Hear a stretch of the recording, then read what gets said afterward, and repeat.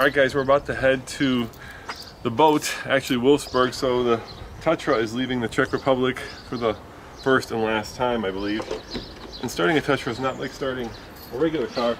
First you have to open the front, as Tesla would say, the front trunk. And then right here, there's two batteries. There's actually two 6-volt. There's a 6-volt here and a 6-volt there.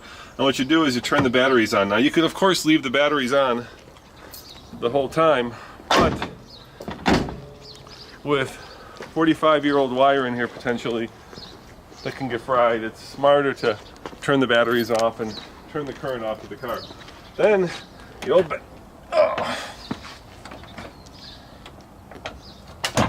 the hood, I guess, and two carburetors, and here's where the fuel comes in.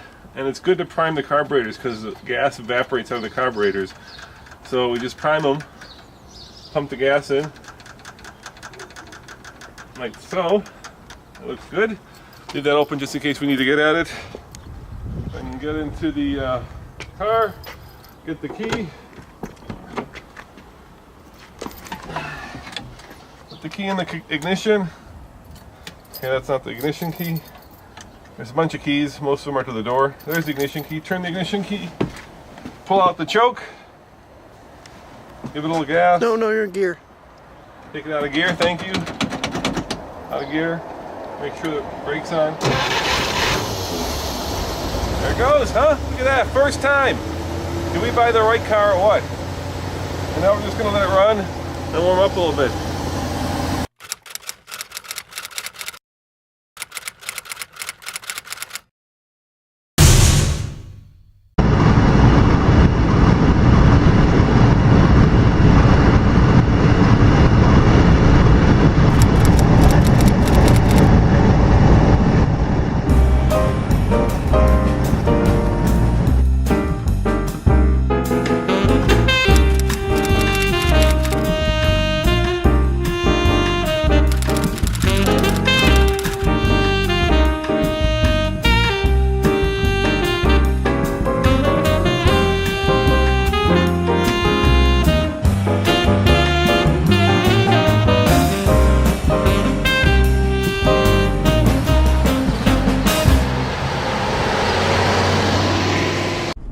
Lucked out on the weather. I mean, it's almost perfect. It's probably, what would you say, in the 70s, Tommy? Yeah, probably in the 70s. Yeah, with an air-cooled engine, it's always good to have cooler temperatures.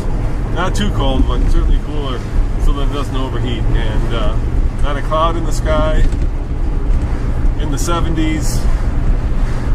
All is well. All is well. Let's hope we can say that when we get to Bremerhaven.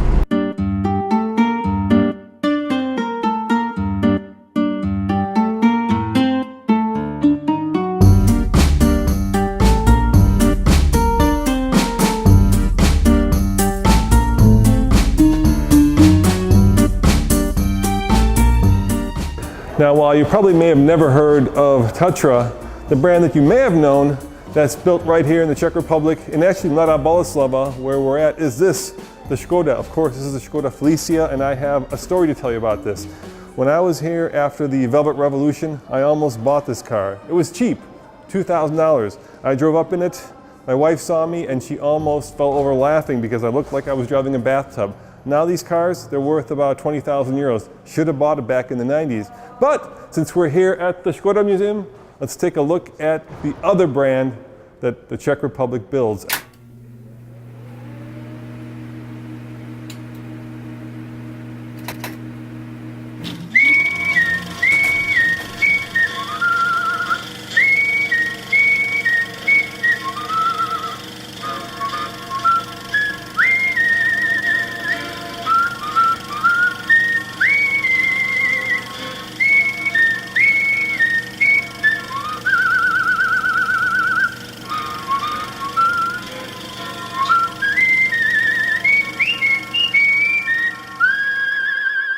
So just a little brief history of Škoda. It actually started the way many car companies started, and that is with this. Actually with that, a bicycle. Two men right here in Mladá Boleslava, Lauren and Clement, got together and decided that they were going to manufacture bicycles. So first bike went to Paris, saw this bike, well, a version of this, with the engine on the front and decided they could do it better, stuck the engine in the middle. And that is really the beginning of the Škoda brand. It wasn't a car manufacturer, it was a bike manufacturer.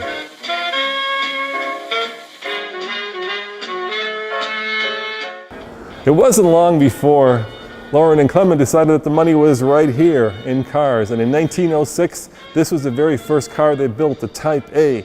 And eventually they went on to build the Type AB, the Type AC. It just kept going and going until, well, let me show you that in a sec.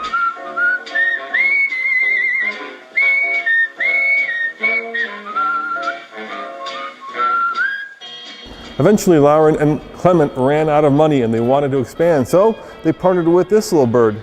It's really not a bird, it's an arrow with feathers, and it's the company called Škoda. Škoda at the time was building big things like trains and trucks and decided to get in the car business. And so that's how Lauren and Clement became Škoda, and this little bird was born.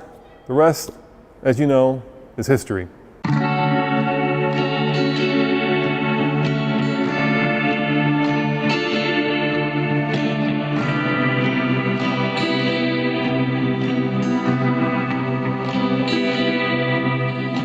All right, so I am in the secret Škoda lair. Actually, it's not. It's called the depository, where they keep all their prototypes from the company's long history. To my left, well, that's probably Škoda's only movie car, the Ferrat. Maybe you'd say Ferret. This was a vampire car that was produced for a prototype, but eventually turned into a movie car that sucked blood through your feet. I don't know. But the most interesting cars, in my opinion here, are probably these two. These are Škoda 120s, which actually was a rear-wheel drive car, but they have the engines in the front, unlike the production cars, which had the engines in the back. And of course, perhaps if you're a huge Škoda fan, this is something that could have been but wasn't. These two cars are prototype cars that the communist government spent 100 million crowns developing when they were coming up with those cars. These should have been the Škoda 125s. Instead, they were thought to be too Western, too Italian. They were designed in Italy, so Škoda built those cars. This could have been, that was. I'll let you decide.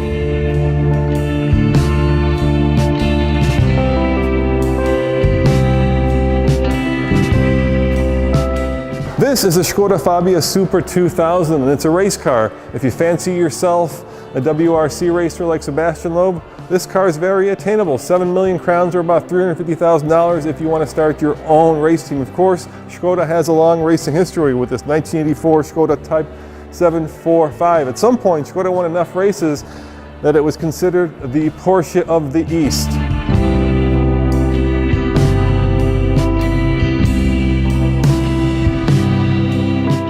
For the longest time, Škoda built front-engine cars, and then under the communists, they decided that they were going to try something different, building the rear-engine car. And this was a prototype of a car that my dad owned. In fact, my dad escaped out of the Czech Republic back in 1968 in the real version of this. This is the Škoda MBčko, or MB, which, by the way, stands for Mladá Boleslava, where we're at. Now, if you're more into modern Škodas, here's the concept for the Škoda Yeti, which is probably one of my favorite Škodas. It is completely original and somewhat off-road worthy. And of course, here we have the concept for the Roomster. Now, both of these concepts aren't running prototypes, they're just for show, but the one that is running and is drivable is right here, and that's a prototype for the Škoda Superb, which is a car that Škoda has built from the beginning, or at least virtually from the beginning of its existence.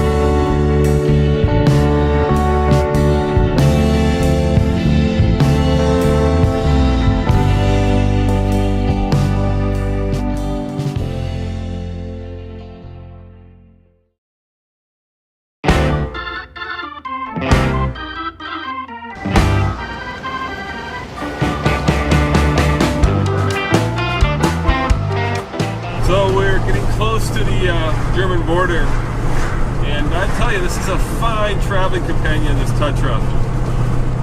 Back in the day, this must have been quite the luxurious and comfortable way to travel. The numbers are actually quite astounding. Documented, it says that it cost, in today's dollars, 200,000 USD to build one of these cars. So, at least from the Czech Republic standpoint, this was right up there with any Bentley or Rolls Royce. These were not inexpensive cars. Of course, you couldn't buy them. They were given to government officials to use as part of a government agency, but $200,000 seems like a heck of a lot in today's money.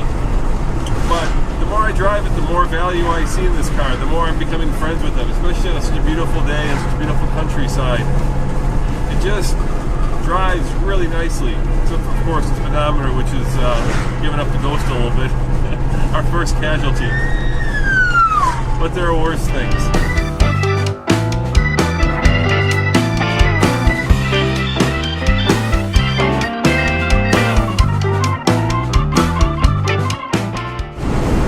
So good. We're about 5 kilometers from the border between the Czech Republic and Germany. I don't know what kind of paperwork these guys are going to see. I don't know if we're even going to be stopped by the border police. Maybe we'll just cruise on through. I'm a little apprehensive, of course, just because crossing borders in Europe can be tricky sometimes, at least it was before the EU.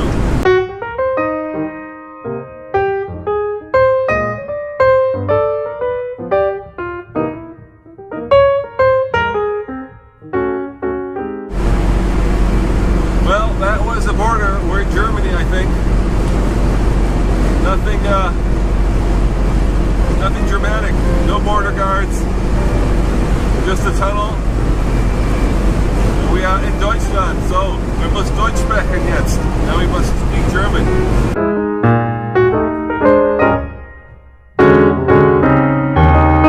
So we have an entire support team. We've got the previous owner, Jerzy Buschek, over there. He's coming with us to make sure that we get the Tatra all the way to Bremerhaven. I couldn't have gotten any luckier with the people who own this Tatra before me. Jerzy Buschek and his buddy over here are just really helping us out, and very grateful for that.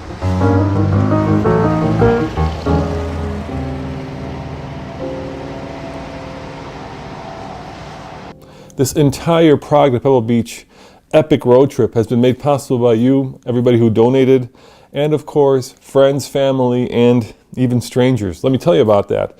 When I bought the Tatra, I bought it basically online in America through a website that sells veteran cars, which are classic cars in the Czech Republic.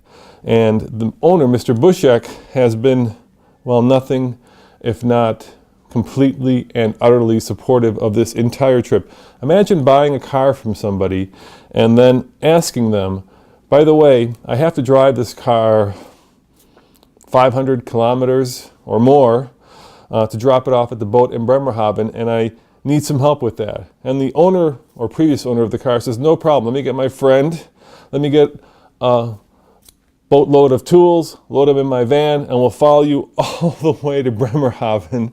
And if something goes wrong with the Tatra, I'll help you fix it. And then imagine me saying to him, that's great, but I also need a ride back to Prague. And the previous owner of that car, if you were buying this car, saying to you, no problem, I'll give you a ride back. Well, that's exactly what Mr. Buschek did. He's been our chase vehicle the entire way from Prague all the way to Bremerhaven. I just can't tell you how touching that is, because this entire project is being done on a shoestring. We're doing it thanks to the help of supporters like you, thanks to the help of friends and family, but thanks to the help of strangers who have time and time again come out of strange places and helped us get as far as we've gotten so far. So this is a huge thank you to everybody who supported us, to all the emails, to all of the well-wishers, and especially to you guys for watching.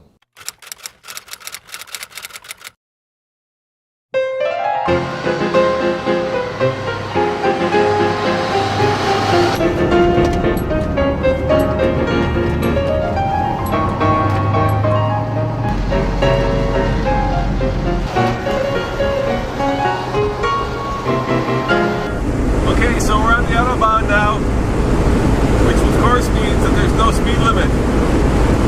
So I'm doing 120 kilometers in the Tatra, or about 80 miles an hour.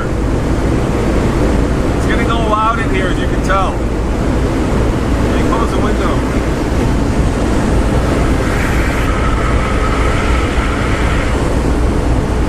little bit less loud, but still it's pretty loud in here. We're gonna go downhill. Let's see how fast you'll do.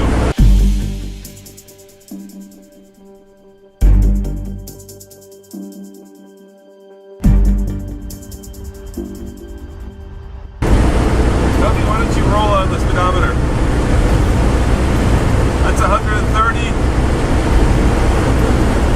Here we go. 140. At some point, these front wheels might get a little light.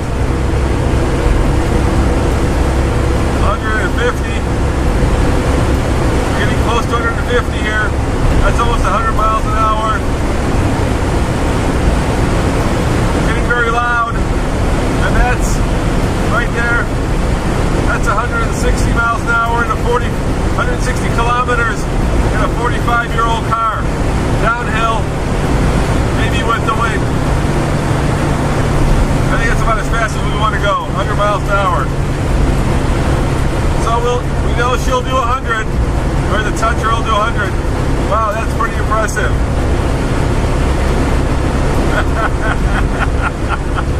Straight line stability is excellent, even at 160 kilometers. We are just flying. I'm just waiting for something to go, which would not be good. So I think we're going to back off. We did our high-speed test. And you know what? There was still room to go. We could have gone faster. We could have maybe taken them to 180. But that's where Mr. Bushik, the owner, who's right behind us, by the way, he said the front end starts to lift up and you start to get this kind of squeaky noise as the front wheels leave the pavement. And we don't want to go there. So yeah, 160 kilometers. Woohoo!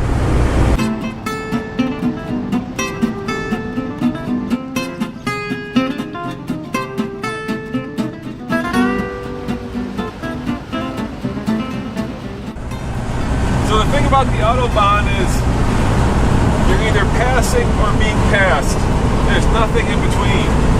There's never this kind of driving like on the American Interstate and staying in your lane. There are just too many cars going at too many different speeds.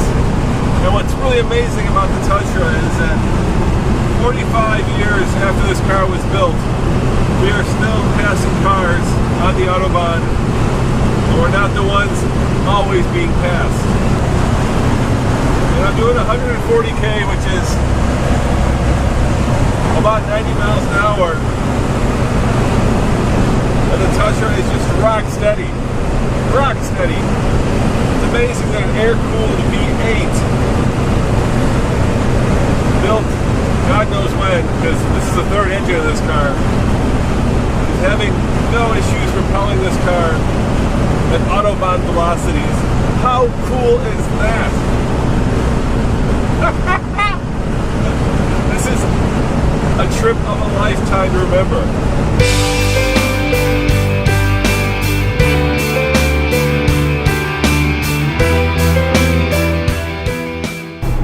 What a wonderful way to travel. It's very relaxed. The steering wheel isn't power, but when you're driving down these country roads, it's smooth as silk. And the car has plenty of power, about 105 horsepower, which doesn't seem like a lot for a car that weighs almost, I think, 2,000 kilograms, which is almost 4,000 pounds. Actually, just under 2,000 kilograms. But this engine has a lot of torque. It's really, really torquey. And so I have no problem keeping up with modern traffic. And the ride is spectacular. There's just something about the way that this thing was designed that soaks up bumps and just cruises along. It's almost like an American car in that regard.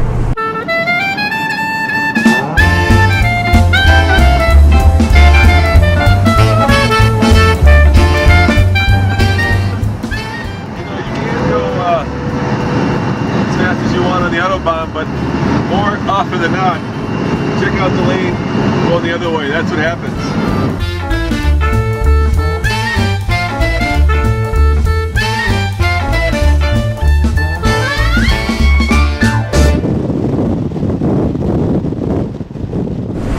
I used to come here as a little kid, and my dad would rent a car, and the Czech Republic was just all full of like Škodas and Turbans, these very slow cars that barely had I don't know, 60 horsepower. And we would come in with like a Ford Granada, or do you say Grenada? And we were the king of the road, except for the Tatra. The Tatra always had a lot of power. And when we were on these little two-lane roads, my dad would pass the Trabant and be all upset.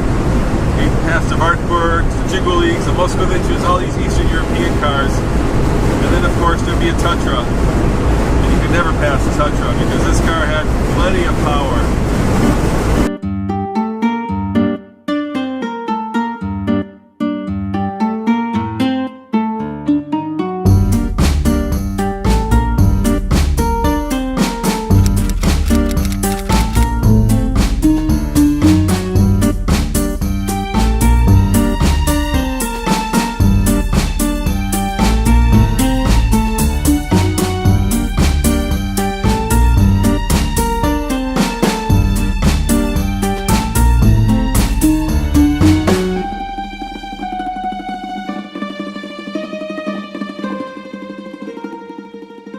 I'm here in Wolfsburg, Germany, and now you may not know of this town, but it is a home of Volkswagen. It is the Motorstadt, and we're here to check out the factory and check out the Volkswagen Museum. And the fine folks at the Ritz-Carlton and of course at Volkswagen have enabled us to do that.